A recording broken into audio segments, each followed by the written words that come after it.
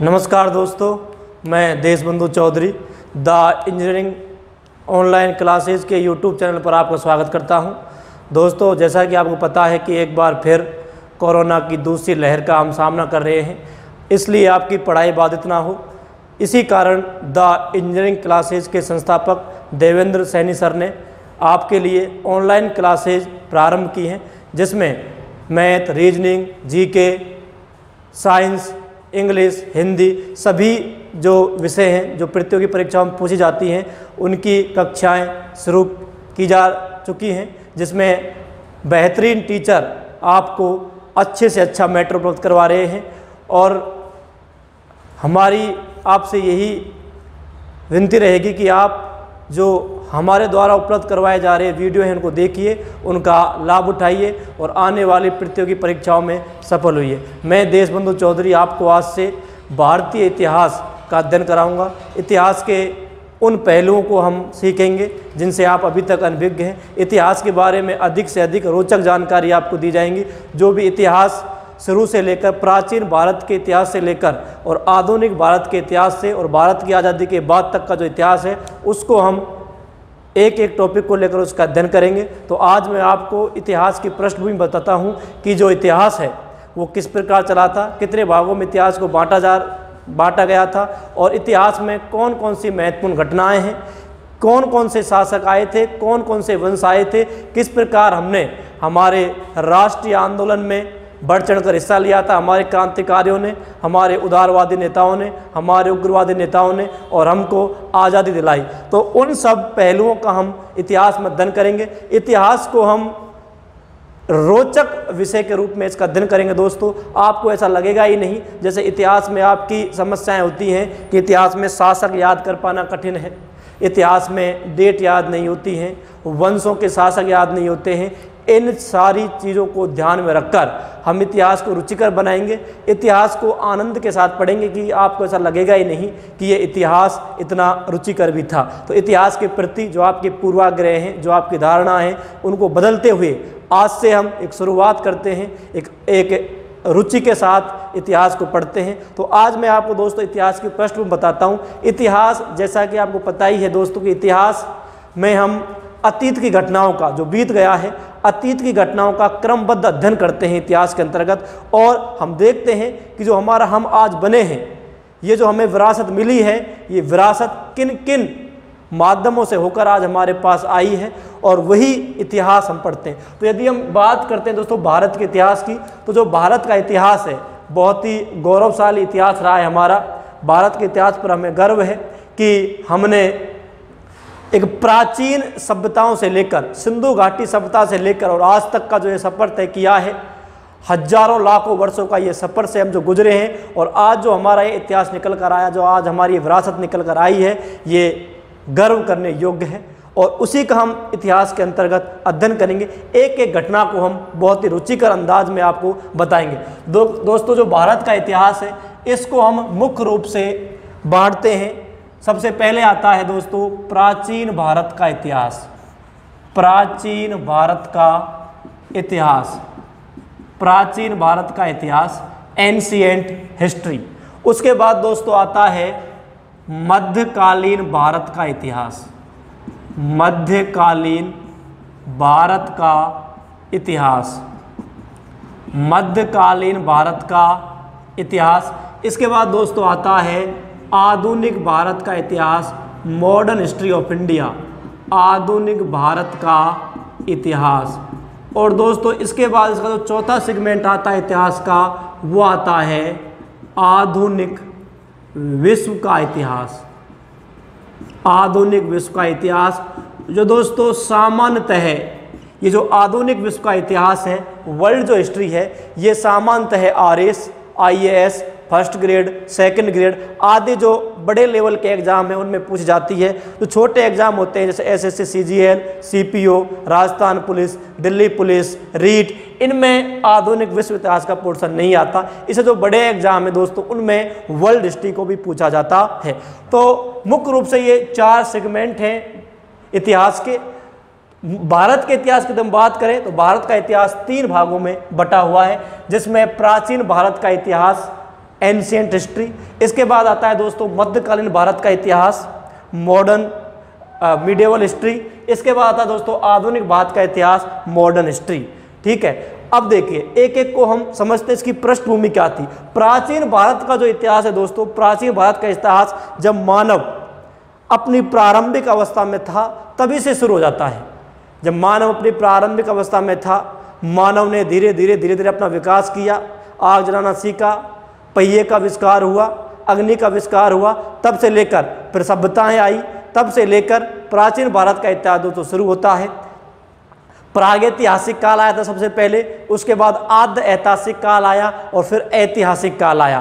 तो दोस्तों इसके बाद सबसे पहले मानव ताम्रपाषाण काल, लोह युग, नवपाषाण काल से होकर गुजरता हुआ धीरे धीरे यहाँ से गुजरता हुआ सबसे पहले सभ्यता आई थी सिंधु घाटी सभ्यता, उसके बाद आई थी दोस्तों वैदिक सभ्यता। तो जो प्राचीन भारत का इतिहास है उसका हम अध्ययन करते हैं दोस्तों। सबसे पहले आई थी सिंधु घाटी सभ्यता। सिंधु घाटी सभ्यता दोस्तों कहा जाता है कि हमारी सबसे प्राचीन सभ्यता है सिंधु घाटी सभ्यता। हमारी क्या कहा जाता है कि पूरे विश्व की ये प्राचीन सभ्यताओं में से एक है, और इसीलिए भारत की सभ्यता के बारे में कहा जाता है, भारत की सिंधु घाटी सभ्यता के बारे में कहा जाता है कि यूनान मिस्र रोमा सारे मिट गए जहाँ से, कुछ बात है कि हस्ती मिटती नहीं हमारी। तो सबसे पहले दोस्तों सिंधु घाटी सभ्यता आई थी, और सिंधु घाटी सभ्यता में हम अध्ययन करेंगे कि सिंधु घाटी सभ्यता की उत्पत्ति आखिरकार कैसे हुई थी, इसकी पृष्ठभूमि क्या थी, इसका बैकग्राउंड क्या था, सिंधु घाटी सभ्यता के लोग आखिरकार आए कैसे थे, इसका नामकरण कैसे हुआ, इसका नाम सिंधु घाटी सभ्यता कैसे पड़ा, सिंधु घाटी सभ्यता का कालक्रम क्या था, सिंधु घाटी सभ्यता कितनी पुरानी है, सिंधु घाटी सभ्यता का विस्तार, सिंधु घाटी सभ्यता कहाँ से कहाँ तक फैली हुई थी, उत्तर में, दक्षिण में, पूर्व में, पश्चिम, इसका विस्तार। उसके बाद सिंधु घाटी सभ्यता के महत्वपूर्ण स्थल कौन कौन से थे, जिसमें हम हड़प्पा, मोहनजोदड़ो, लोथल, राखीगढ़ी आदि का अध्ययन करेंगे। उसके बाद सिंधु घाटी सभ्यता के लोगों का आखिर जीवन कैसा था, सामाजिक जीवन कैसा था, धार्मिक जीवन कैसा था, राजनीतिक जीवन कैसा था, आर्थिक जीवन कैसा था। उसके बाद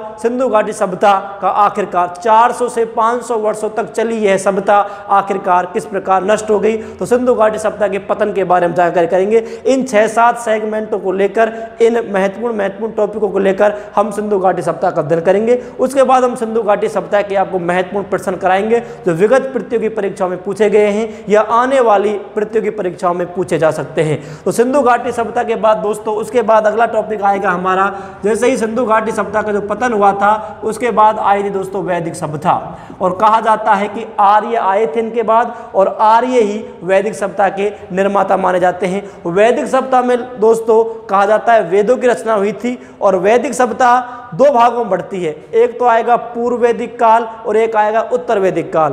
पूर्व वैदिक काल में ऋग्वेद की रचना हुई थी, और उत्तर वैदिक काल में दोस्तों यजुर्वेद, सामवेद और अथर्ववेद की रचना हुई थी। तो वैदिक सभ्यता में हम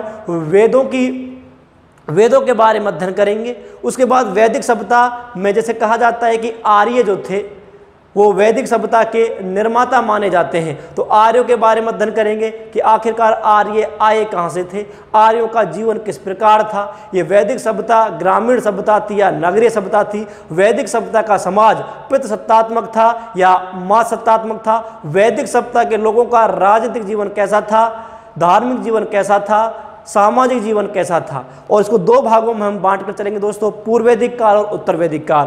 पूर्व वैदिक काल और उत्तर वैदिक काल को हम अंतर के आधार पर तुलनात्मक इनका अध्ययन करेंगे कि पूर्व वैदिक काल में महिला की स्थिति क्या थी और वही स्थिति उत्तर वैदिक काल में क्या हो गई, पूर्व वैदिक काल में राजा की स्थिति क्या थी और वही स्थिति उत्तर वैदिक काल में क्या हो गई, पूर्व वैदिक काल में जो महिलाएं थी उनको कौन कौन से अधिकार प्राप्त थे और वही अधिकार उत्तर वैदिक काल में क्या हो जाते हैं, पूर्व वैदिक काल में धार्मिक जीवन कैसा था और वही धार्मिक जीवन उत्तर वैदिक काल में कैसा हो जाता है। तो इसके बाद दोस्तों हम पढ़ेंगे वैदिक सभ्यता। उसके बाद देखो जिस प्रकार सिंधु घाटी सभ्यता का पतन हुआ था उसी प्रकार दोस्तों वैदिक सभ्यता का भी पतन हो गया था। तो हम वैदिक सभ्यता को जब हम पढ़ेंगे तो धीरे धीरे उसी में हम ये कारण भी जानेंगे कि आखिर वो क्या कारण रहे होंगे जिससे वैदिक सभ्यता का पतन हो गया था। ठीक है दोस्तों, तो वैदिक सभ्यता के पतन के बाद दोस्तों इसके बाद आएगा बौद्ध धर्म और जैन धर्म आंदोलन। बौद्ध धर्म एवं जैन धर्म आंदोलन, बौद्ध धर्म एवं जैन धर्म आंदोलन। देखिए दोस्तों, इतिहास जैसा कि मैंने आपको बताया है कि अतीत की घटनाओं का क्रमबद्ध अध्ययन है, इसको क्रम से ही पढ़ना होगा दोस्तों, ठीक है। सारी घटनाएं माला के मोतियों की तरह जुड़ी हुई हैं। अगर जैसे ही आप माला को तोड़ोगे मोती बिखर जाएंगे, फिर उन मोतियों को उस क्रम में सजाना कठिन काम होगा। ठीक उसी प्रकार इतिहास का यदि हमने क्रमबद्ध अध्ययन नहीं किया तो इतिहास टूट जाएगा, इतिहास को हम फिर नहीं समझ पाएंगे, क्योंकि घटनाएं इसमें चलती रहती हैं, क्रमबद्ध घटनाएं हुई हैं। जैसे ही सिंधु घाटी सभ्यता का पतन हुआ दोस्तों, वैदिक सभ्यता आई। जैसे ही वैदिक सभ्यता का पतन होगा दोस्तों, बौद्ध धर्म और जैन धर्म आंदोलन आएंगे। क्रम है इनका ये। देखिए दोस्तों, इसका पतन हुआ तो उसी के पतन पर नींव पड़ी वैदिक सभ्यता की। वैदिक सभ्यता का पतन हुआ उत्तर वैदिक काल में, जब कर्मकांडों में वृद्धि होने लग गई थी। ब्राह्मण धर्म समाज में पहले नंबर पर आ गया था और ब्राह्मण समाज ने कर्मकांडों में इतनी वृद्धि कर दी थी कि पशुओं की बलि दी जाने लगी थी। और उसी समय लोहे का आविष्कार भी हो चुका था, जिससे अयोग्य कृषि भूमि को योग्य कृषि भूमि में बदला गया था और कृषि का उत्पादन बढ़ने लगा था। तो कृषि कार्यों में बैलों की आवश्यकता पड़ी। एक तरफ कृषि कार्यों में बैलों की आवश्यकता पड़ी, दूसरी तरफ बैलों की बलि दी जा रही थी। इसी की प्रतिक्रिया स्वरूप बौद्ध धर्म और जैन धर्म आंदोलनों का उदय हुआ था। तो वैदिक सभ्यता के पतन के बाद बौद्ध धर्म और जैन धर्म आंदोलन आए थे। बौद्ध धर्म, गौतम बुद्ध के बारे में पूरा अध्ययन करेंगे हम। इनका जन्म कहाँ हुआ था, माता का क्या नाम था, पिता का क्या नाम था, घर कब छोड़ा था इन्होंने, ज्ञान की प्राप्ति इनको कब हुई थी, बौद्ध संगीतियाँ कब कब हुई थी, बौद्ध धर्म की शिक्षाएं क्या क्या हैं। इसी प्रकार जैन धर्म में दोस्तों हम ऋषभ देव से लेकर और महावीर स्वामी तक का अध्ययन करेंगे और दोनों में समानताएं पढ़ेंगे कि बौद्ध धर्म में क्या क्या समानता है और जैन धर्म में क्या क्या समानता है। दोनों धर्मों की असमानताएं पढ़ेंगे और उसके बाद हम ये पढ़ेंगे कि आखिर वो क्या परिस्थितियां रही होंगी कि इन धर्मों का भी दोस्तों, इन आंदोलन का भी धीरे धीरे क्या हो गया था, पतन हो गया था। तो इसके बाद दोस्तों आएगा महाजनपद काल। बौद्ध धर्म और जैन धर्म आंदोलन के बाद दोस्तों हम पढ़ेंगे महाजनपद काल। दोस्तों उस समय आपको पता है कि 16 महाजनपद थे। इन 16 के 16 महाजनपदों का हम अध्ययन करेंगे। इन 16 के 16 महाजनपदों की राजधानी हम पढ़ेंगे और इनको हम बहुत ही अच्छे तरीके से आपको मैप के द्वारा समझाएंगे कि 16 के 16 महाजनपदों का सर्वप्रथम उल्लेख किस जैन ग्रंथ में किया गया था, किस बौद्ध ग्रंथ में किया गया था, कौन सा ऐसा एकमात्र महाजनपद है जो दक्षिण भारत में स्थित था, कौन कौन से ऐसे महाजनपद हैं जो उस समय सर्वाधिक शक्तिशाली थे, कौन कौन से ऐसे महाजनपद हैं जो गंगा नदी की घाटी में स्थित थे। तो इसमें हम महाजनपद काल में दोस्तों 16 के 16 महाजनपदों का अध्ययन करेंगे। महाजनपद काल के बाद दोस्तों आता है अगला जो वंश आएगा, वो आएगा दोस्तों मौर्य वंश। और देखो दोस्तों, जो मौर्य वंश की नींव पड़ी थी वो आपको पता होगा, महाजनपद काल में ही एक वंश आया था नंद वंश, और नंद वंश का अंतिम शासक था दोस्तों घनानंद। जब भारत पर, प्राचीन भारत पर सिकंदर ने आक्रमण किया था दोस्तों, उस समय जो यहाँ का शासक था वो नंद वंश का शासक शासन कर रहा था, जिसका नाम था घनानंद। जैसे ही सिकंदर ने दोस्तों आक्रमण किया था भारत पर, तो उस समय चाणक्य अर्थात कौटिल्य अर्थात विष्णुगुप्त जब दरबार में गए थे, घनानंद के दरबार में गए थे, तो घनानंद मदिरा पान कर रहे थे, नृत्य हो रहा था, डूबे हुए थे नृत्य में। जब प्रवेश करते हैं चाणक्य तो कहते हैं कि भारत की जो आज स्थिति है वो इस तरह हो गई है कि भारत पर विदेशी आक्रमण हो गया है और आप यहाँ मौज ले रहे हैं, शराब का सेवन कर रहे हैं, नृत्य हो रहा है। तभी कहा जाता है कि चाणक्य को घनानंद ने अपने दरबार से अपमानित करके भगा दिया था। तभी इन्होंने यहीं से ही कसम खाई थी कि मैं इस वंश का नाश करके रहूँगा, विनाश करके रहूँगा, इसको नष्ट करके रहूँगा। और तभी दोस्तों आपको पता है कि चाणक्य को एक योद्धा मिल गया था चंद्रगुप्त मौर्य, और इन्हीं की सहायता से किस वंश की स्थापना हुई दोस्तों, मौर्य वंश। तो दोस्तों मौर्य वंश में हम पढ़ेंगे चंद्रगुप्त मौर्य कि चंद्रगुप्त मौर्य ने किस प्रकार मौर्य वंश की स्थापना की थी। इनके बाद आएगा दोस्तों अगला शासक बिंदुसार। बिंदुसार के बारे में अध्ययन करेंगे। बिंदुसार के बाद दोस्तों आएगा एक महान शासक अशोक, जो कि प्राचीन भारत के इतिहास का एक महान शासक है दोस्तों, इसमें कोई संदेह नहीं है। वही अशोक जिसने कलिंग के युद्ध के बाद युद्ध की नीति का परित्याग कर दिया था और बौद्ध धर्म ग्रहण कर लिया था। अपने पुत्र और अपनी पुत्री को बौद्ध धर्म के प्रचार प्रसार के लिए भेज दिया था। आजीवकों के लिए आजीविकों के लिए गुफाएं दान में दी थी, बौद्ध धर्म का प्रचार प्रसार किया था, उसी महान अशोक के बारे में अध्ययन करेंगे। और महान अशोक महान के बारे में दोस्तों जानकारी प्राप्त करने का सबसे अच्छा जो स्रोत है वो हम इनके अभिलेखों का अध्ययन करेंगे। अभिलेख, जो प्राचीन भारत में अभिलेख लिखने की प्रथा जो शुरू हुई थी वो इन्हीं के समय हुई थी। तो मौर्य वंश के 3 महत्वपूर्ण शासकों का दोस्तों हम अध्ययन करेंगे। चंद्रगुप्त मौर्य जो संस्थापक हैं, इसके बाद बिंदुसार, इसके बाद दोस्तों अशोक। उसके बाद दोस्तों मौर्य वंश का भी पतन हो जाता है। अशोक के बाद ऐसा कोई शासक नहीं आता है दोस्तों जो मौर्य वंश को और अधिक समय तक ले जा सके, इसको और अधिक बढ़ा सके। इसके वंश के अंतिम शासक भद्रथ की हत्या हो जाती है दोस्तों, और उसकी हत्या हो जाती है दोस्तों। और उसके बाद यहाँ मौर्योत्तर वंश की दोस्तों यहाँ नींव पड़ जाती है, और पुष्यमित्र शुंग वंश की यहाँ स्थापना कर देते हैं, जो सेनापति होते हैं भद्रथ के। तो मौर्य वंश के बाद दोस्तों आएगा मौर्योत्तर काल। इसके बाद दोस्तों मौर्योत्तर काल आएगा। मौर्योत्तर काल दोस्तों, मौर्योत्तर काल में हम अध्ययन करेंगे शुंग वंश का, हम अध्ययन करेंगे कर्ण वंश का, हम अध्ययन करेंगे सातवाहन वंश का, हम अध्ययन करेंगे दोस्तों इसमें इंडो ग्रीक या हिंद यवन, इंडो ग्रीक वंश का। हम दोस्तों इसमें करेंगे कुषाण वंश, कनिष्क महान शासक इसी वंश के थे। ये दोस्तों आएगा मौर्योत्तर काल। दोस्तों मौर्योत्तर काल के बाद हम प्राचीन भारत के इतिहास में, उसके बाद दोस्तों हम अध्ययन करेंगे एक प्राचीन भारत का स्वर्ण काल आएगा, और जिसका नाम है दोस्तों गुप्त काल। कहा जाता है कि प्राचीन भारत का ये स्वर्ण काल था, गुप्त काल। तो गुप्त काल की चर्चा किए बिना प्राचीन भारत के इतिहास की चर्चा करना बेमानी साबित होती है। गुप्त काल और महान शासक जिनको आप देखते हो, चंद्रगुप्त प्रथम, समुद्रगुप्त, चंद्रगुप्त द्वितीय, विक्रमादित्य, कुमारगुप्त, स्कंदगुप्त, ये दोस्तों गुप्त काल के ही शासक थे। ये वो काल था जिस काल में भारत का सर्वाधिक विकास हुआ था।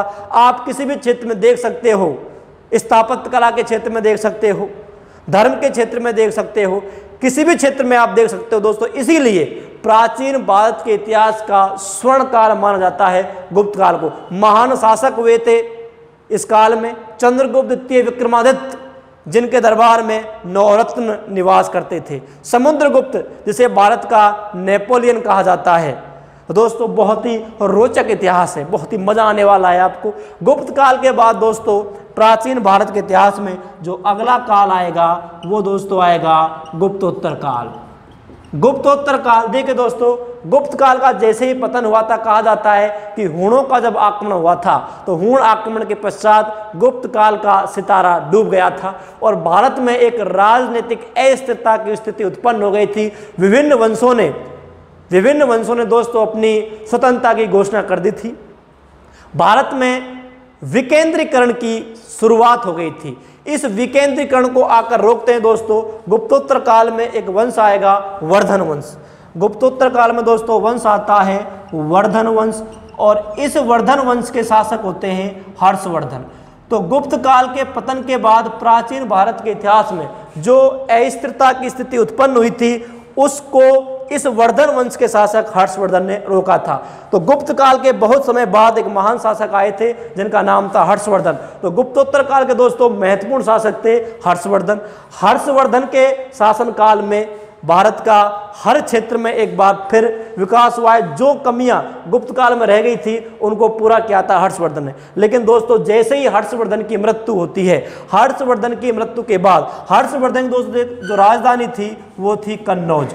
अगर मैं कन्नौज की बात करूं दोस्तों तो मौर्य वंश के शासक जो थे अशोक, मौर्य वंश के शासक अशोक के समय जो स्थिति पाटलिपुत्र की थी, पाटलिपुत्र उस समय एक संपन्न राज्य था, तो जो स्थिति पाटलिपुत्र की थी वही स्थिति हर्षवर्धन के समय कन्नौज की थी। लेकिन दोस्तों जैसे ही हर्षवर्धन की मृत्यु होती है तो कन्नौज पर अधिकार करने के लिए प्राचीन भारत के इतिहास में एक संघर्ष शुरू होता है, जिसे हम प्राचीन भारत के इतिहास में त्रिकोणात्मक संघर्ष या त्रिदलीय संघर्ष कहते हैं। बहुत इंपॉर्टेंट संघर्ष है दोस्तों। ये कन्नौज पर अधिकार करने के लिए हर्षवर्धन की मृत्यु के बाद 3 महान शक्तियां थी। वो कौन कौन सी थी? सबसे पहले दोस्तों थे गुर्जर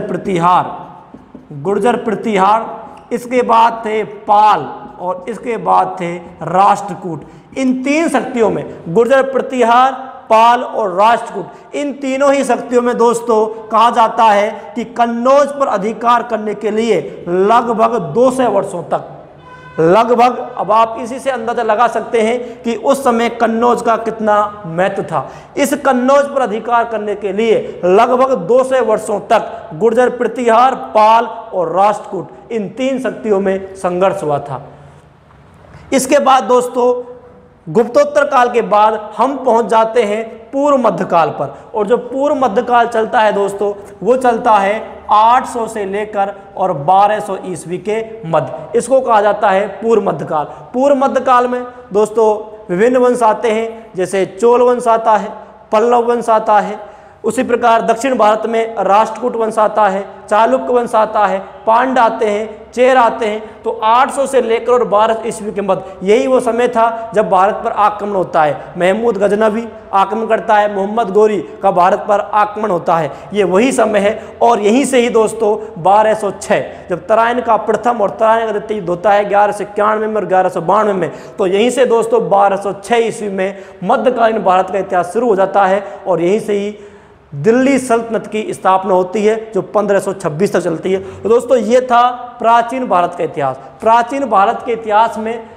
इसकी जो पृष्ठभूमि है, इसके अंतर्गत हमें ये टॉपिक पढ़ने हैं। सबसे पहले सिंधु घाटी सभ्यता का अध्ययन करना है, उसके बाद वैदिक सभ्यता आई थी, उसके बाद बौद्ध धर्म और जैन धर्म आंदोलन आए थे, इसके बाद आया था महाजनपद काल, इसके बाद आया था दोस्तों मौर्य वंश, उसके बाद मौर्योत्तर काल, उसके बाद गुप्त काल, उसके बाद गुप्तोत्तर काल। और गुप्तोत्तर काल के जो महत्वपूर्ण शासक थे वो थे हर्षवर्धन। हर्षवर्धन की मृत्यु के बाद त्रिदलीय संघर्ष शुरू होता है कन्नौज पर अधिकार करने के लिए, और 3 महत्वपूर्ण शक्तियां आती हैं जिनमें गुर्जर प्रतिहार, पाल और राष्ट्रकूट। इसके बाद दक्षिण भारत के भी कुछ वंश होते हैं, जैसे चोल वंश, चेर, पांड्य, तो उनसे मिलकर दोस्तों बनता है पूर्व मध्यकाल। और पूर्व मध्यकाल चलता है 800 से लेकर 1200 ईस्वी के मध्य। दोस्तों ये था प्राचीन भारत का इतिहास। अब जैसे ही हम इसको शुरू करेंगे दोस्तों, अगले वीडियो में जो प्राचीन भारत का इतिहास है यहीं से शुरू करेंगे हम एक एक टॉपिक को लेकर। जैसे मैंने आपको सिलेबस बताया है, इस सिलेबस में से हम एक एक टॉपिक को लेकर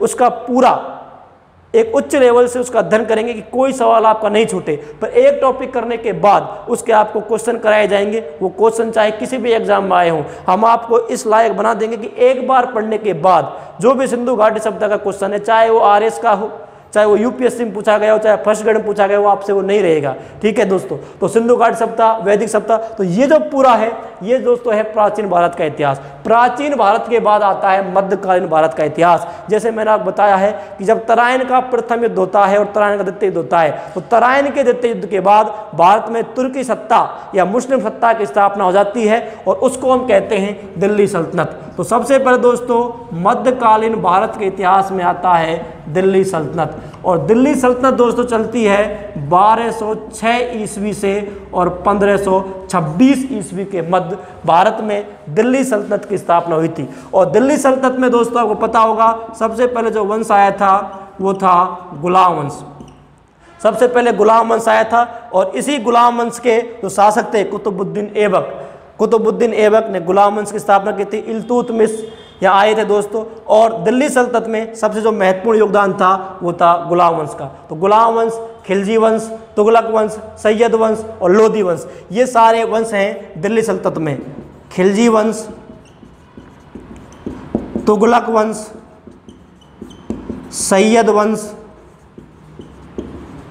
और लोधी वंश, इन 5 वंशों से मिलकर दोस्तों बनी है दिल्ली सल्तनत, जो चलेगी 1206 से 1526 में। तो एक एक वंश को लेकर सबसे पहले गुलाम, खिलजी, तुगलक, सैयद, लोधी, इन वंशों का हम विस्तार से अध्ययन करेंगे कि कौन कौन से महत्वपूर्ण शासक हुए थे। जैसे कुतुबुद्दीन ऐबक, बलबन, इसमें हम पढ़ेंगे दोस्तों अलाउद्दीन खिलजी, अलाउद्दीन खिलजी पढ़ेंगे। तुगलक वंश, मोहम्मद बिन तुगलक, इसमें हम पढ़ेंगे दोस्तों खिज्र खां, इसे हम पढ़ेंगे सिकंदर लोदी, बहलोल लोदी, इब्राहिम लोदी। तो इन सबको मिलाकर 12 तो 6 से 15 26 के मध्य दोस्तों होता है दिल्ली सल्तनत। दिल्ली सल्तनत के बाद दोस्तों आपको पता है कि भारत में एक शासक आया था, उनका नाम था बाबर। और बाबर ने भारत में आकर जिस वंश की स्थापना की दोस्तों वो वंश था मुगल वंश। तो दिल्ली सल्तनत का जैसे ही पतन होता है, तो दिल्ली सल्तनत के पतन के बाद भारत में जिस वंश की स्थापना होती है वो था मुगल वंश। और मुगल वंश के संस्थापक माने जाते हैं बाबर। जब दोस्तों बाबर यहाँ आए थे तो बाबर का खानवा का युद्ध का नाम आपने सुना है, बयाना का युद्ध आपने सुना है। और तब बाबर ने उन युद्धों में जिहाद का नारा दिया था और यहीं से ही दोस्तों मुगल वंश की नींव डल गई थी और उसमें महत्वपूर्ण योगदान था बाबर का। बाबर के बाद हम मुगल वंश में पढ़ेंगे दोस्तों, अगला शासक है हुमायूं। हुमायूं के बाद दोस्तों एक महान शासक आता है जिसका नाम था अकबर। और जो पूरा मुगल वंश है वो अकबर के इर्द गिर्द ही घूमता है। देखो दोस्तों बाबर था, बाबर को अधिक समय नहीं मिला था क्योंकि बाबर जो था उसने मुगल वंश की नींव रखी थी भारत में आकर, तो इसका अधिक समय युद्धों में ही गुजर गया था। उसके बाद आए थे हुमायूं। दोस्तों जब हुमायूं आए थे तो हुमायूं के समय एक शासक था, वो शासक था अफगान का और उस शासक का दोस्तों नाम था शेर शाह सूरी। इस शेर शाह सूरी ने हुमायूं को बहुत परेशान किया था और इसीलिए कहा जाता है कि हुमायूं पूरे जीवन लड़खड़ाता रहा था और लड़खड़ाते हुए इसकी मृत्यु हो गई थी। तो ये भी ज़्यादा प्रभावित नहीं कर सका था। उसके बाद दोस्तों आया था अकबर। अकबर जब आया था, अकबर ने दोस्तों जो इनके पिता थे हुमायूं, इनकी सीख को काम में लिया था कि उस समय भारत में जो एक महान शक्ति थी वो उत्तर भारत में एक महान शक्ति थी, वो थे राजपूत। और राजपूतों से इन्होंने मैत्रीपूर्ण संबंध स्थापित किया था। उसी के कारण अकबर पूरे भारत को जीतने में सफल रहा था। और कहा जाता है कि सबसे पहले राजपूतों से जो वैवाहिक संबंध स्थापित किए थे वो अकबर ने ही स्थापित किए थे। तो अकबर ने दोस्तों कहा जाता है कि अकबर एक अनपढ़ शासक था, लेकिन अकबर के दरबार में 9 रत्न रहते थे जो सारे पढ़े लिखे थे, विद्वान थे, हर क्षेत्र में सिद्धस्त थे। उसके बावजूद भी अकबर महान बना। तो अकबर के महान बनने के पीछे अकबर के पिता द्वारा दी गई शिक्षाएं, अकबर एक धर्मनिरपेक्ष शासक था जिसने राजपूतों का साथ लिया था और राजपूतों के दम पर दोस्तों उन्होंने पूरे भारत में शासन किया था। तो राजपूतों से संबंध बनाने वाला जो शासक था दोस्तों वो था अकबर। अकबर के बाद दोस्तों अगला शासक आता है जहांगीर। जहांगीर के बाद दोस्तों शासक आएगा अगला शाहजहां और शाहजहां के बाद दोस्तों शासक आएगा औरंगजेब। दोस्तों अकबर जो था, अकबर के समय सर्वाधिक विस्तार हुआ था मुगल वंश का, लेकिन ऐसे क्या कारण रहे कि अकबर की जैसे ही मृत्यु हुई थी तो मुगल वंश पतन की ओर चला गया था धीरे धीरे। उसका मुख्य कारण तो यह था दोस्तों कि जिन नीतियों का पालन अकबर ने किया था, इसके बाद जो शासक आए थे वो उन नीतियों का पालन करने में असमर्थ रहे थे। जहांगीर जो शासक था, कहा जाता है दोस्तों कि जहांगीर का सबसे बड़ा जो गुण था वो इसकी न्यायप्रियता थी। बहुत ही न्यायप्रिय शासक था ये। लेकिन यह भी कहा जाता है कि जहांगीर का सबसे बड़ा गुण इनकी न्यायप्रियता थी, लेकिन जहांगीर का सबसे बड़ा अवगुण इनका शराब पीना था। दोस्तों बहुत ही कमियां थी, शराब में डूबे रहते थे, अफीम का सेवन करते थे। तो राजपूतों को जो मित्र बनाया था अकबर ने, उनको ये विश्वास में नहीं ले सके थे। तो धीरे धीरे यहीं से दोस्तों एक नींव शुरू हो जाती है इस वंश के पतन की। उसके बाद शाहजहां आता है दोस्तों। शाहजहां के समय में भी राजपूत जो थे वो धीरे धीरे इनसे विद्रोह करने लगे थे। और जैसे ही औरंगजेब आया, कहा जाता है कि औरंगजेब इन सब में से कट्टर शासक था। इसकी नीतियां हिंदुओं के खिलाफ थी। इन्होंने हिंदू मंदिरों को, हिंदू देवी देवता की मूर्तियों को तोड़वाना शुरू कर दिया था, जिससे हिंदुओं का एक बहुत बड़ा वर्ग इनके खिलाफ हो गया था। और यहीं से कहा जाता है दोस्तों कि जो कुछ बचा था, जो ये छोड़कर गए थे, उसका भी पतन कर दिया था औरंगजेब ने। और औरंगजेब की जैसे ही 1707 ईस्वी में मृत्यु हुई थी, तो औरंगजेब की मृत्यु के बाद दोस्तों कोई भी शासक ऐसा नहीं था जो इस वंश को एक अधिक लंबे समय तक जीवित रख सके। ये वंश चला था दोस्तों, ऐसी बात नहीं है। मुगल वंश 1857 तक चला था, लेकिन 1857 तक चला तो था, लेकिन जो मुगल वंश का सिक्का अकबर के समय चलता था वो उस समय नहीं था। जब जैसे ही इस औरंगजेब की मृत्यु हुई थी तो दोस्तों आपको पता होगा कि भारत में यहाँ से आधुनिक जो भारत का इतिहास है वहाँ से यूरोपीय कंपनियों का आगमन शुरू होता है। और जब अंग्रेज आते हैं तो अंग्रेज समझ जाते हैं कि अब मुगल वंश उतना मजबूत नहीं है, और अंग्रेजों ने धीरे धीरे अपनी स्थिति मजबूत कर ली थी और मुगलों का पतन हो रहा था। तो जैसे ही आपको पता होगा कि जब 1857 की क्रांति हुई थी तो 1857 क्रांति का नेतृत्व जो किया था वो मुगल वंश के शासक नहीं किया था, लेकिन जो बहादुर शाह द्वितीय था, जो बहादुर शाह जफर था, उसकी कोई वैल्यू नहीं थी उस समय। कहा जाता है कि जफर तू कितना बदनसीब है कि तेरे शासकों ने, तेरे जो दादा थे, परदादा थे, जो पिता थे, उन्होंने इतने लंबे समय तक इस भारत पर शासन किया था, लेकिन तुझे भारत में दफनाने के लिए 2 गज जमीन भी नसीब नहीं हुई। तो दोस्तों ये होता ही है, जब यदि संतान सही नहीं निकले तो कितना भी बड़ा वंश हो, कितना भी बड़ा राज परिवार हो, कितना भी बड़ा समाज हो, उसका पतन होता ही है। तो औरंगजेब की मृत्यु के बाद धीरे धीरे दोस्तों मुगल वंश का पतन हो गया था और बहादुर शाह जफर या बहादुर शाह द्वितीय इसके अंतिम शासक थे। यही बीच में दोस्तों जैसे ही जहांगीर जब आते हैं तो जहांगीर के समय से ही यहीं से होता है मुगल वंश का पतन। एक तरफ तो मुगल वंश का पतन हो रहा है दोस्तों, दूसरी तरफ क्या हो रहा है कि आधुनिक भारत के इतिहास में यूरोपीय कंपनियों का आगमन शुरू हो जाता है। यूरोपीय कंपनियों की यदि मैं बात करूं तो पुर्तगाली, फ्रांसीसी, डच, डेनमार्क, हॉलैंड ये भारत में आए थे। इनका आगमन क्यों हुआ था दोस्तों? ये आए थे, जैसा कि आपको पता है कि यूरोप में, ब्रिटेन में औद्योगिक क्रांति हो चुकी थी। औद्योगिक क्रांति के फलस्वरूप, जब औद्योगिक क्रांति हुई थी दोस्तों, तो औद्योगिक क्रांति के फलस्वरूप यूरोप के लोगों ने नए नए उपनिवेशों की खोज शुरू कर दी थी और उसी के तहत यूरोपीय कंपनियों का आगमन होता है हमारे यहाँ। यूरोपीय कंपनियां जो आई थी उनका उद्देश्य केवल और केवल व्यापार करना था। व्यापार करने के उद्देश्य से यूरोपीय कंपनी आई थी, और जब ये यूरोपीय कंपनियां दोस्तों यहाँ आई थी तो व्यापारिक एकाधिकार प्राप्त करने के लिए, भारत के व्यापार पर एकाधिकार प्राप्त करने के लिए इन यूरोपीय कंपनियों में आपस में एकाधिकार के लिए संघर्ष शुरू होता है, जिसमें भारत का कोई योगदान नहीं था। हमारी जमीन थी, हमारे संसाधन थे और उनको प्राप्त करने के लिए बाहर से आए हुए लोग लड़ रहे थे। इसका सबसे बड़ा कारण क्या था कि हमारे पास कोई ऐसा योग्य नेता नहीं था, कोई ऐसा योग्य राजा नहीं था जो इनको रोक सके। ये भारत का दुर्भाग्य रहा था कि भारत के संसाधनों को प्राप्त करने के लिए भारत की ही जमीन पर, भारत के ही संसाधनों से, भारत की ही सेना से अन्य लोग युद्ध लड़ रहे थे आपस में एक अधिकार प्राप्त करने के लिए। वो कमी दोस्तों यहीं से शुरू हो जाती है। तो व्यापारिक जब एकाधिकार शुरू होता है तो इन कंपनियों में से दोस्तों जो जीतते हैं वो जीतते हैं अंग्रेज, और अंग्रेजों ने आपको पता होगा ब्रिटिश ईस्ट इंडिया कंपनी की स्थापना की थी।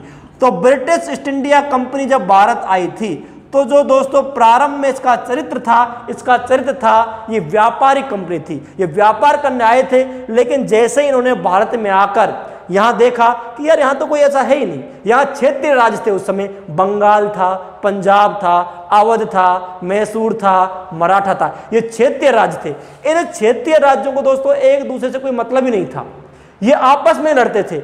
इसका फायदा उठाया अंग्रेजों ने कि क्यों ना ये जो हम यहाँ व्यापार कर रहे हैं, धीरे धीरे हम व्यापारिक कंपनी से और यहाँ राजनीतिक अधिकार भी प्राप्त कर सकते हैं, यहाँ के शासकों को अपने अधिकार में भी कर सकते हैं। और दोस्तों वही हुआ। धीरे धीरे जो भी क्षेत्रीय राज्य थे उनको आपस में ये लड़ाते रहे, कूटनीति का प्रयोग करते रहे अंग्रेज, और 2 युद्ध होते हैं। इन 2 युद्धों के द्वारा कहा जाता है कि 23 जून 1757 को मध्यकालीन भारत का अंत हो गया था और आधुनिक भारत का प्रारंभ हुआ था।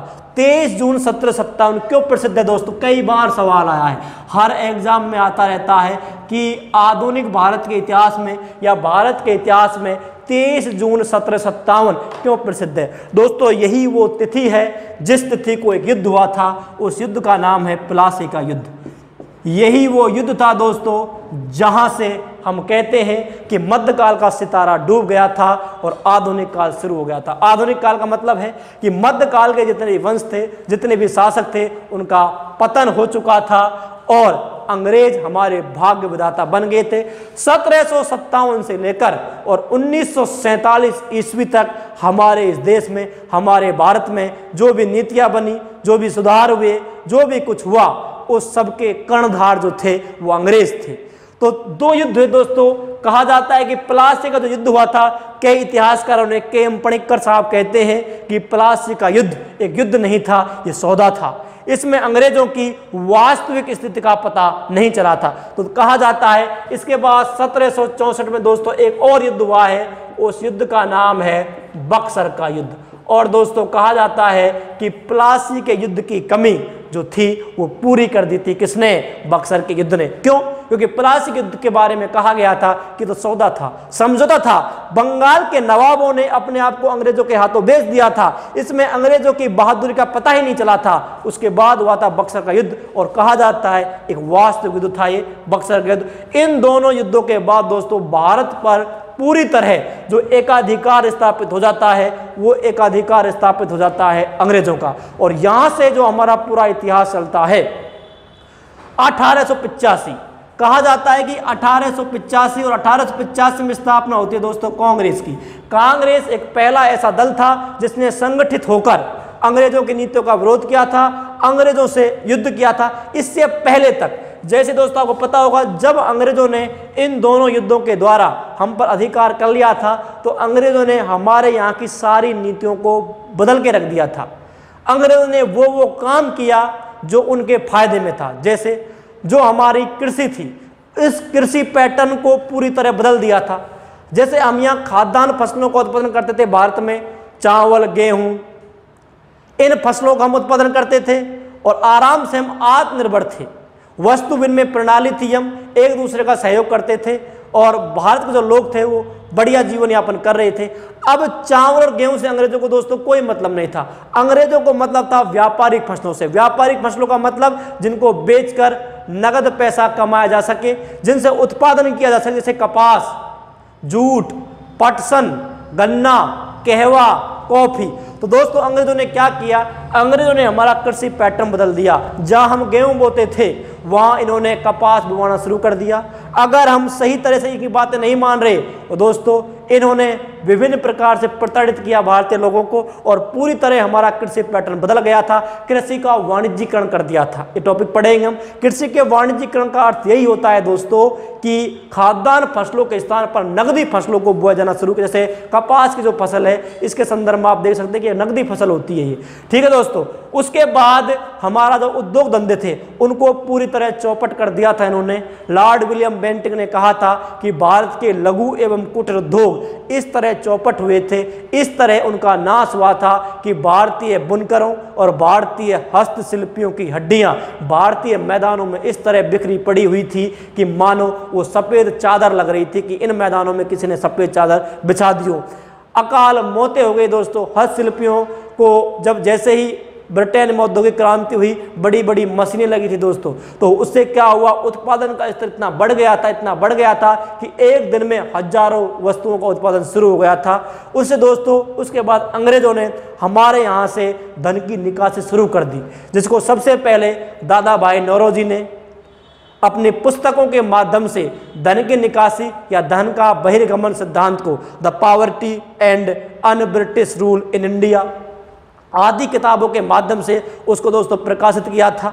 उसको बताया था कि भारत से जो धन का निष्कासन हो रहा है इसका कोई और कारण नहीं है। वो कारण कौन है? अंग्रेज। अंग्रेज हमारे संसाधनों का दोहन कर रहे हैं, यहाँ से ये माल का उत्पादन करवा रहे हैं, कच्चा माल यहाँ से कम दामों में ये खरीद रहे हैं और उस कच्चे माल को ये भेज रहे हैं कारखानों में और वहाँ से तैयार माल, देखो हमारा ही कच्चा माल है, वो कच्चा माल गया ब्रिटेन, ब्रिटेन से वो माल तैयार होकर आएगा और उस माल को भारत के बाजारों में बेचा जाएगा। तो दोहरा फायदा कमा रहे हैं दोस्तों। तो धन की निकासी के सिद्धांत को इंग्लैंड डेप्ट to India, the poverty and un British rule India, on the commerce of India, the wants and means of India आदि किताबों के माध्यम से सबसे पहले धन की निकासी सिद्धांत को प्रतिपादित किया था दादा भाई नौरोजी, जिनको the grand old man of India के उपनाम से भी जाना जाता है। दोस्तों इसके बाद धीरे धीरे हुआ क्या? 1757 से लेकर अंग्रेज हमारे एक के बाद एक सारा पैटर्न परिवर्तित करते गए। बात जो सोने की चिड़िया कहा जाता था, उस भारत की स्थिति इतनी खराब हो गई थी कि उस भारत में गरीबी, बेरोजगारी, कुपोषण के सिवा कुछ नहीं बचा हुआ था। दोस्तों कहा जाता है कि अति का अंत होता है। धीरे धीरे धीरे धीरे जो लूट प्लासी के युद्ध के बाद चली थी, उसका सबसे पहले संगठित विद्रोह हमें देखने को मिला था दोस्तों 1857 में। 100 साल बाद इसका विरोध किया गया, इसका विद्रोह किया गया और इसके बाद दोस्तों शुरू हुई थी 1857 क्रांति। ये वही क्रांति थी दोस्तों। कहा जाता है कि ये भारत की पहली और अंतिम ऐसी क्रांति थी जिसमें हिंदू मुस्लिम एकता देखने को मिली थी। हिंदू मुस्लिमों ने इसमें बढ़ चढ़कर हिस्सा लिया था। उनका सिर्फ एक ही शत्रु था, वो थे अंग्रेज। लेकिन दोस्तों कहा जाता है कि जब हमारे यहाँ रियासत जो थी, उस समय भारत 2 भागों में बटा हुआ था। एक तो था ब्रिटिश भारत। ब्रिटिश भारत का मतलब जिस भारत पर अंग्रेज शासन कर रहे थे। एक था रियासती भारत। रियासती भारत का मतलब जिस पर 565 लगभग 565 रियासतों के राजा शासन कर रहे थे। उस समय भारत दोस्तों एक देश नहीं था।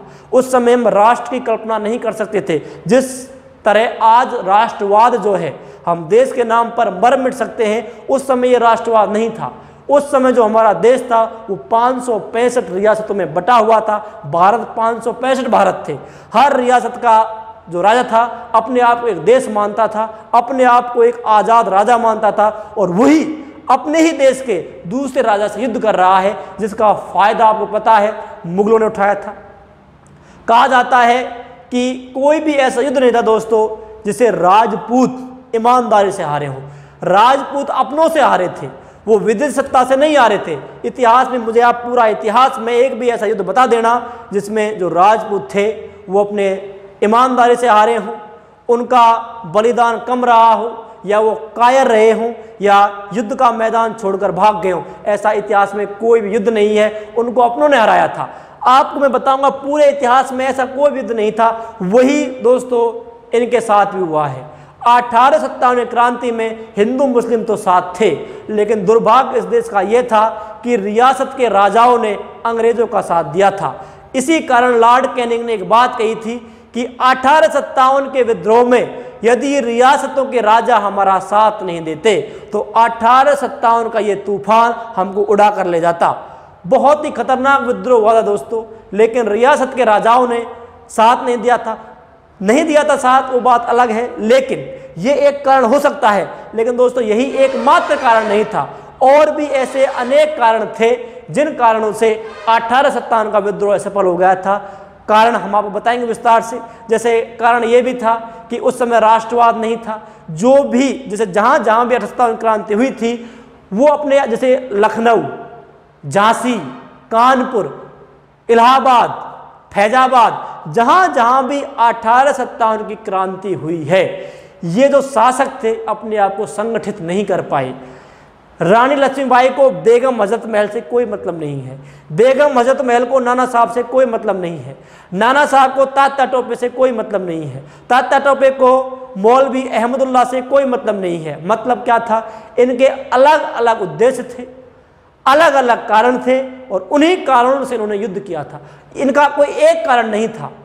इसी कारण दोस्तों अंग्रेजों को 1857 को विद्रोह को दबाने में सफलता मिल गई थी, और इसी 1857 की क्रांति के बाद अंग्रेजों ने एक सीख प्राप्त की थी, और इसी सीख से उन्होंने 1947 तक भारत पर शासन किया था। वो सीख ये थी कि यदि भारत पर शासन करना है, यदि भारत को अपना गुलाम बनाना है, तो हिंदू और मुस्लिम को बांट कर रखना होगा।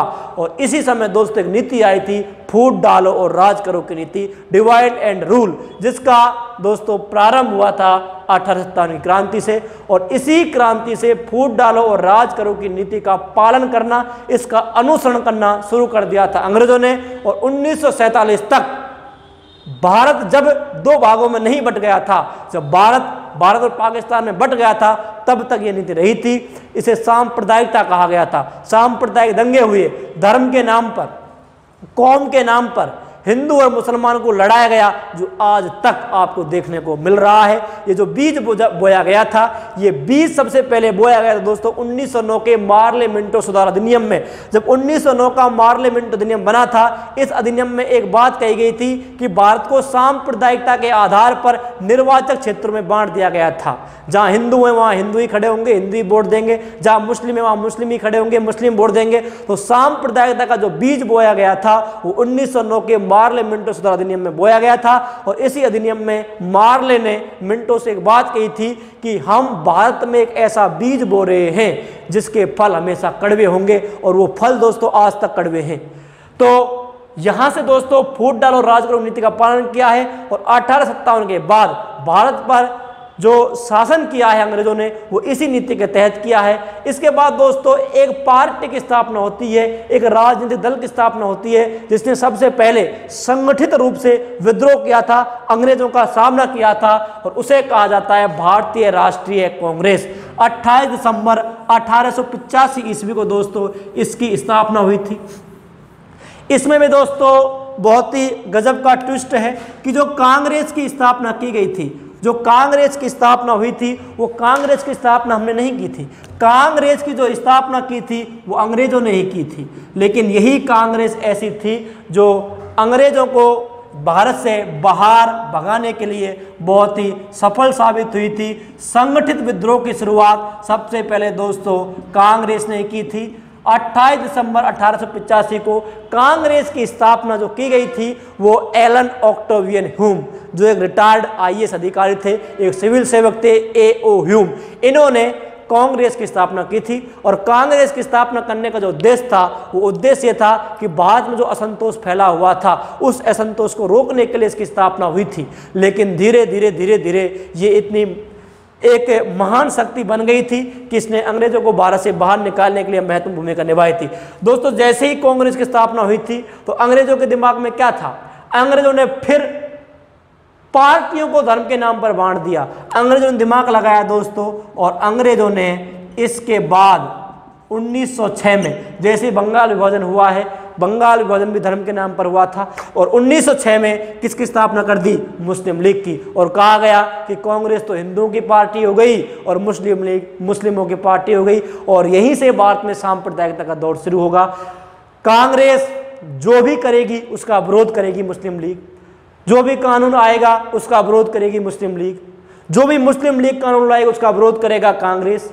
इसका फायदा उठाएंगे अंग्रेज। इसके बाद धीरे धीरे दोस्तों भारत का राष्ट्रीय आंदोलन शुरू होगा, और जो भारत का राष्ट्रीय आंदोलन है ये दोस्तों मुख्य रूप से 3 चरणों में चलता है।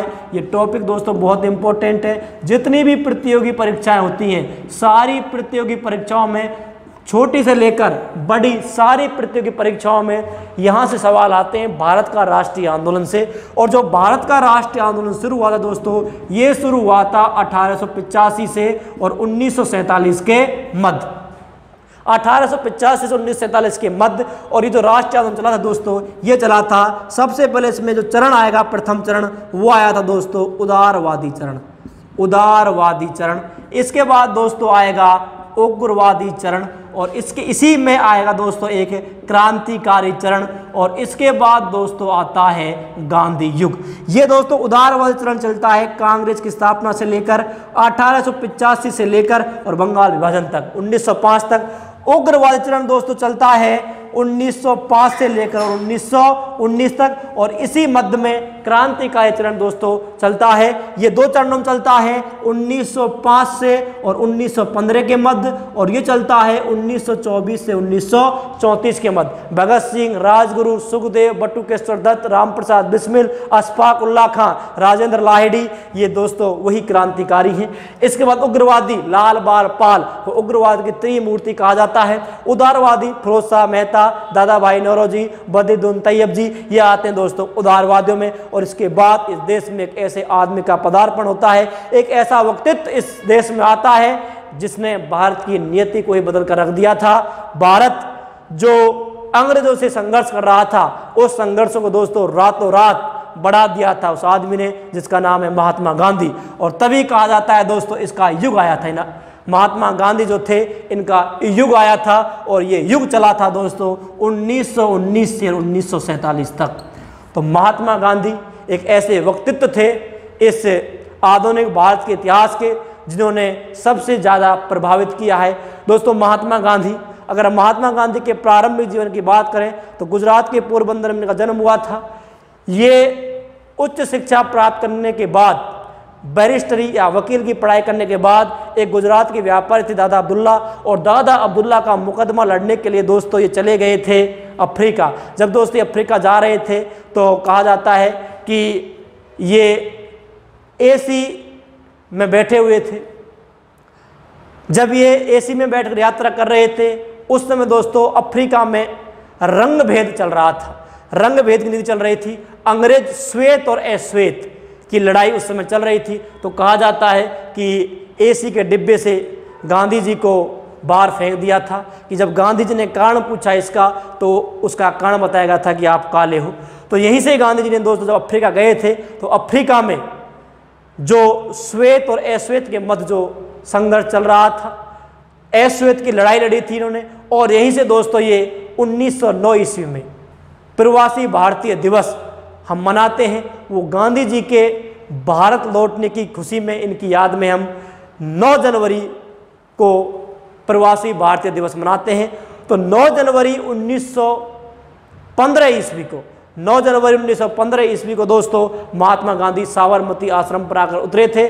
और यहीं से इन्होंने सबसे पहले जब ये आए थे 1915 में तो इन्होंने भारत का भ्रमण किया कि भारत में चल क्या रहा है, और 3 सफल आंदोलन किए थे दोस्तों, चंपारण, अहमदाबाद और खेड़ा। इन आंदोलनों के बाद गांधी जी की प्रसिद्धि इतनी फैल गई थी दोस्तों कि गांधी जी के आह्वान पर, गांधी जी की अपील पर लाखों लोग इनकी रैलियों में आने लग गए थे। अहिंसा, हड़ताल, सत्याग्रह जैसे सफल शब्दावली का उन्होंने प्रयोग किया था जो आज तक आंदोलन का एक महत्वपूर्ण अंग बन गई हैं। तो दोस्तों यहाँ से गांधी जी 1919 से 1947 के मध्य गांधी के इर्द गिर्द घूमेगा आधुनिक भारत का इतिहास, चंपारण, अहमदाबाद और खेड़ा।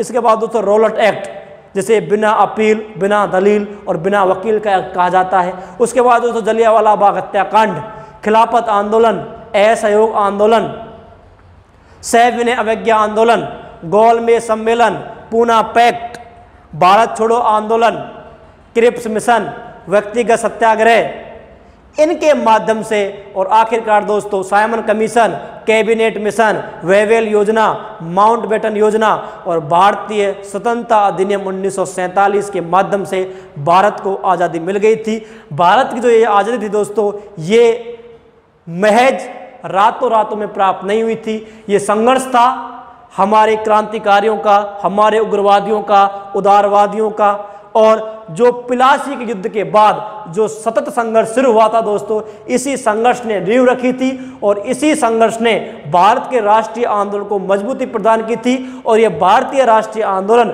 विभिन्न चरणों में मजबूत होता गया और इसी की मजबूती के द्वारा आखिरकार भारत को आज़ादी मिल गई थी। लेकिन दोस्तों विडंबना ये थी कि भारत आज़ाद तो हो गया था, लेकिन भारत को एक दर्द और झेलने को मिला था कि भारत आज़ाद हुआ था लेकिन भारत अब भारत नहीं था। भारत 2 भागों में बट चुका था, भारत और पाकिस्तान। दोस्तों इस प्रकार हमको आज़ादी मिली थी। तो ये था भारत का राष्ट्रीय आंदोलन। उसके बाद 1947 के बाद किस प्रकार हमने हमारे पंचवर्षीय योजनाएं शुरू की थी, योजना आयोग की स्थापना की थी, भारत की स्थिति को हमने संभाला, किस प्रकार हम यहाँ तक पहुँचे हैं कि आज विश्व समुदाय पर भारत का नाम बड़ी प्रतिष्ठा से लिया जाता है। तो ये दोस्तों 1947 के बाद का घटनाक्रम है। तो इतिहास की जो पृष्ठभूमि है दोस्तों ये यहीं से शुरू होती है, प्राचीन भारत के इतिहास से लेकर सिंधु घाटी सभ्यता से लेकर और 1947 तक। ये जितने भी सेगमेंट है दोस्तों इनको मैंने 3 भागों में बांटा है, प्राचीन भारत का इतिहास, मध्यकालीन भारत का इतिहास और आधुनिक भारत का इतिहास। इनको मैंने हर इसको मैं जो सेगमेंट में बांटा है इनके मैंने आपको सिलेबस के टॉपिक दिए हैं। एक एक टॉपिक का हम विस्तार से अध्ययन करेंगे। और ये दोस्तों ये इनकी विशेषता ये है कि ये हर टॉपिक क्रम से है, ये अतीत की घटनाओं का क्रमबद्ध अध्ययन है तभी तो आपको पढ़ने में रोचकता आएगी। अगर इतिहास को इस तरह नहीं पढ़ा जाएगा तो इतिहास आपको नीरस लगने लगेगा, इतिहास को पढ़ने में नींद आएंगी आपको। इतिहास जब आपको पढ़ा जाएगा तो इतिहास को ऐसे ही क्रमबद्ध अध्ययन से पढ़ना है जिससे जो आपको समस्याएं आती हैं डेट याद करने की, वंश याद करने की, शासक याद करने की, वो नहीं रहेंगी। तो दोस्तों, प्राचीन भारत का इतिहास, मध्यकालीन भारत का इतिहास और आधुनिक भारत का इतिहास, इन तीनों को लेकर हम इतिहास का बहुत ही ज़बरदस्त तरीके से, बहुत ही बेहतरीन तरीके से आपके सामने प्रस्तुत करेंगे। इतिहास के रोचक तथ्यों के बारे में आपको जानकारी देंगे। ऐसे अनछुए पहलू हम आपको इतिहास के बताएंगे जिनको आज तक आपने नहीं पढ़ा होगा, नहीं देखा होगा। इतिहास की ऐसी ऐसी घटनाएं दोस्तों जो आपकी नज़र में आज तक नहीं आई होंगी। इतिहास को में रोचकता पैदा करने के लिए हम दोस्तों कहानियों के माध्यम से, ट्रिक के माध्यम से, मानचित्र के माध्यम से इतिहास को रुचिकर बनाने का प्रयास करेंगे। तो दोस्तों, अगले वीडियो में हम आपके सामने उपस्थित होंगे एक नया टॉपिक लेकर। प्राचीन भारत के इतिहास से हम इतिहास की जो ये यात्रा है इसको शुरू करेंगे दोस्तों। और ये यात्रा जो है हमारी, ये प्राचीन भारत के इतिहास से शुरू होगी और आधुनिक भारत के इतिहास तक, भारत की आज़ादी, भारत की स्वतंत्रता तक चलेगी। दोस्तों, मुझे पूरा विश्वास है कि इतिहास की इस यात्रा में आप और हम जो चल रहे हैं कंधे से कंधा मिलाकर, आप हमारा साथ दोगे दोस्तों। आप हमारा हौसला बढ़ाने के लिए हम जो आपके लिए मेहनत कर रहे हैं दोस्तों, एक बेहतरीन से बेहतरीन सेटअप के माध्यम से हम आपके लिए बेहतरीन मैटर उपलब्ध करवा रहे हैं दोस्तों। जितने भी बाजार में किताब मिलती हैं, जितने भी नोट्स मिलते हैं, उनकी जो कमी होती है वो ये होती है कि किताबों में सारी चीज़ें एक ही किताब में नहीं मिल सकती, आपको सारी चीज़ें एक ही नोट्स में नहीं मिल सकती दोस्तों। ये हम आपके लिए एक बहुत बड़ा फ़ायदा हम आपके लिए कर रहे हैं कि जितने भी मैटर हैं, जितने भी किताबें हैं, जितने भी ऑथेंटिक किताब हैं, उन सारी का डाटा लेकर हम आपको उसे एक जगह, एक प्लेटफॉर्म पर उपलब्ध करवा रहे हैं।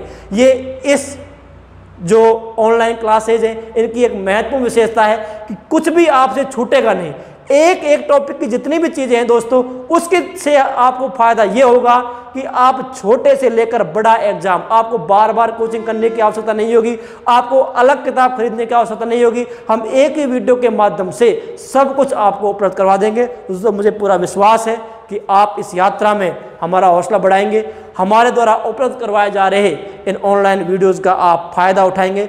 आप घर में रहकर आप इनको देखिए, आराम से, कोई दिक्कत नहीं आएगी आपको। बेहतरीन हम आपको पूरा पाठ्य सामग्री उपलब्ध करवाएंगे दोस्तों। और आपको सिर्फ इतना काम करना है कि हमारा हौसला बढ़ाने के लिए आप हमारे वीडियो को अधिक से अधिक लाइक करें, शेयर करें, हमारे चैनल को सब्सक्राइब करें दोस्तों। तो कल हम आपके सामने एक नया वीडियो लेकर उपलब्ध होंगे दोस्तों, और प्राचीन भारत के इतिहास से हम आपको इतिहास का अध्ययन कराएंगे। तब तक के लिए धन्यवाद।